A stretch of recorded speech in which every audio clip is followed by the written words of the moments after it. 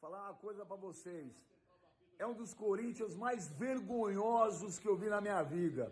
É bizarro esse time do Corinthians. O que o time do Corinthians está fazendo hoje, dentro da sua casa na Neoquímica Arena, é uma vergonha. Se eu fosse o Silvinho, eu pedia demissão agora, no vestiário. É ridículo. A diferença desse jogo do Flamengo contra o Corinthians para o jogo do meio da semana contra o ABC pela Copa do Brasil foi que o primeiro tempo aqui terminou 3-0 e no Maracanã terminou 4-0. Mas a facilidade que o Flamengo jogou contra o ABC pela Copa do Brasil no meio de semana é a mesma facilidade que está jogando contra o Corinthians na Neoquímica Arena. É a vergonha. Silvinho, você não pode voltar para o intervalo. Esse time é vergonhoso. Vergonhoso. Do Flamengo em cima do Corinthians, então esse é o principal assunto do nosso programa, tá bom?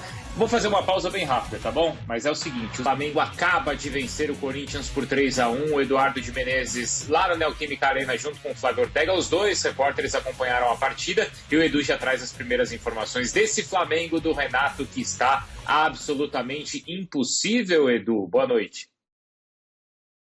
Boa noite, Bruno Vicari, boa noite para você, para o Zé, para o Zinho, Eugênio Leal. Daqui a pouco tem a Renata Ruel também com a gente nesse Sport Center. Tá frio aqui na Neoquímica Arena, mas o jogo foi quente demais. E a impressão aqui, daqui a pouco nossos analistas também vão opinar, mas a impressão que nós tivemos aqui é que só um time estava jogando. No caso, o Flamengo. Corinthians muito apático, o Flamengo sobrou muito na vontade, na disposição, no talento, na tática, enfim. E o Flamengo, claro, poderia ter feito mais. Foi 3-1. Bruno, mas o Flamengo teve gol anulado, teve também, né, o gol, bolas na trave com o Bruno Henrique, e depois o Bruno Henrique fez, mas assim, cada gol tem sua história, Bruno. No momento que as luzes estão se apagando aqui, mas nós temos a nossa luz própria aqui, da câmera, e claro, do nosso Sport Center, então a gente continua no ar. Mas o fato é que o Flamengo teve muita luz para marcar 3 gols rapidamente, num primeiro tempo de muita intensidade, fez o primeiro aos 6 minutos, com um gol marcado pelo Everton Ribeiro e aquela lei do ex, porque o Everton Ribeiro jogou aqui no Corinthians em 2007 e depois ele foi emprestado, por exemplo, para São Caetano, para Coritiba, não foi aproveitado e acabou seguindo sua vida fora do Corinthians. Esse foi o primeiro gol com o Everton Ribeiro, que com o Renato voltou a jogar bem.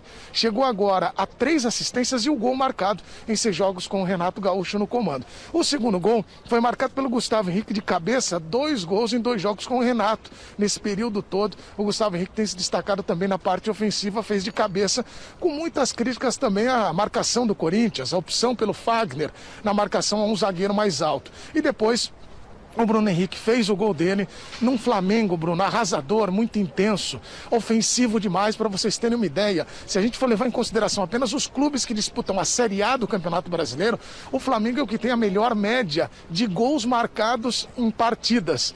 2,28, está sobrando na primeira posição neste quesito. Depois vem o Grêmio e outras equipes. Então, chama muito a atenção como o Flamengo é esse time ofensivo, quer o gol a todo instante. Daqui a pouco o Renato Gaúcho vai conversar com os jornalistas de forma virtual, mas o Flamengo agora chega a 6 vitórias seguidas. Hoje não teve o Rodrigo Caio, que está no Rio de Janeiro, né, fazendo essa transição depois de se recuperar de uma lesão, e agora o Renato deve contar com o Rodrigo no futuro aí, com o Flamengo tendo esse reforço para a defesa. O Flamengo que chega agora a 24 pontos e está pertinho do G4, como você disse, porque tem 2 jogos a menos. Então o Flamengo pode dar um salto nessa tabela do Campeonato Brasileiro. Renato que hoje reencontrou o Corinthians, depois daquela negociação frustrada do Corinthians com o treinador, que optou, né, por seguir no Rio de Janeiro sem trabalhar e depois acabou fechando com o Flamengo. E vale lembrar que o Flamengo agora tem Copa do Brasil contra o ABC no meio de semana, larga vantagem para seguir nessa competição. O jogo vai acontecer fora de casa e aí, pelo Campeonato Brasileiro, a partida contra o Internacional. Domingo, jogo acontecendo, né, pela sequência do torneio nacional, a partida que acontece no Rio de Janeiro. Foi até conferir aqui se o jogo era no Rio mesmo, mas vai ser essa partida com o mando do Flamengo. Então, Renato daqui a pouco vai falar e eu tô curioso para ver o que ele vai contar dessa partida, porque nós tivemos os 3 gols do Flamengo. No segundo tempo, o Flamengo não jogou tanto, até colocou, né, o Pedro, o Michael, o Vitinho, quer dizer, ele diminuiu a intensidade, né? Se não jogou tanto, parece que o Flamengo não jogou, sobrou nessa partida, mas a intensidade foi menor em relação à primeira etapa. E claro, o Matheus Vital descontou para o Corinthians, que vive esse turbilhão. Daqui a pouco o Flávio Ortega vai participar conosco, há uma possibilidade de protesto ou não, quem vai trazer todas as informações do Corinthians é o Flávio Ortega. Então, esse é o lado do Flamengo, feliz da vida, embalado e pode dar o salto na tabela do Campeonato Brasileiro, entrando de vez na briga pelo título. Bruno Vicari.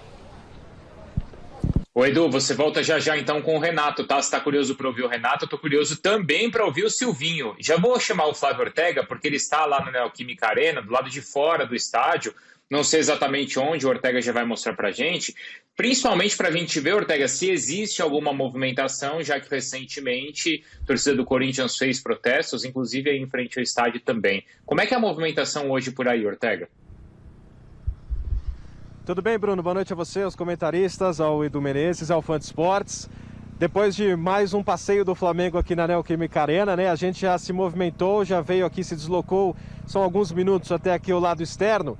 Você vai se lembrar desse ponto que o Orlando vai mostrar para você, Bruno, e para o Fã de Esportes, que tem sido caracterizado como o ponto mais tradicional de protestos da torcida do Corinthians depois de derrotas muito sentidas, derrotas doloridas, que é o portão principal da entrada das delegações aqui na rádio. Caiu para 20%, 20,8% para a gente ser mais preciso.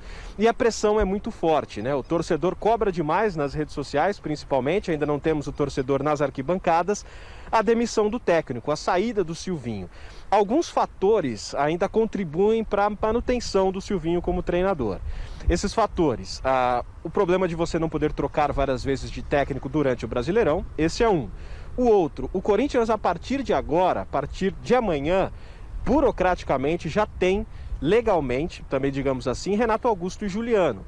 Então, assim, um acréscimo técnico a partir de agora. Então, um tempo maior ao Silvinho para trabalhar num elenco com um pouco mais de qualidade. E agora, o terceiro e último, a falta de um grande nome no mercado. O Edu citou, né, o reencontro do Renato Gaúcho com o Corinthians, foi uma tentativa de trazer um cara diferente.